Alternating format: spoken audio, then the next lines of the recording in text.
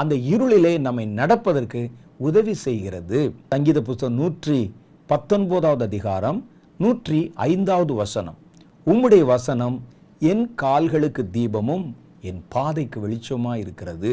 ஒரு torch light அடிச்சிங்கன்னா உங்கள் காலுக்கு அது வெளிச்சம், தீபம். மற்ற இடத்துல எல்லாம் இருட்டு இருக்கும். நீங்கள் நடக்கிற இடத்துல மாத்திரம் அடிப்பதற்கு பாருங்கள், ஒரு மனிதன் காலுக்கு தீபத்தை எடுத்து கொண்டு போகிறான். காலுக்கு தீபம்னா ஒரு டார்ச் லைட்னு வச்சுங்களேன். நீங்கள் நடக்கிறது அந்த வழியில் அந்த வெளிச்சத்தை பரப்பி கொண்டே போகும். நீங்கள் இடது பக்கம் திரும்பினா அது இடது பக்கம் திரும்பும், வலது பக்கம் திரும்பினா அது வலது பக்கம் திரும்பும்.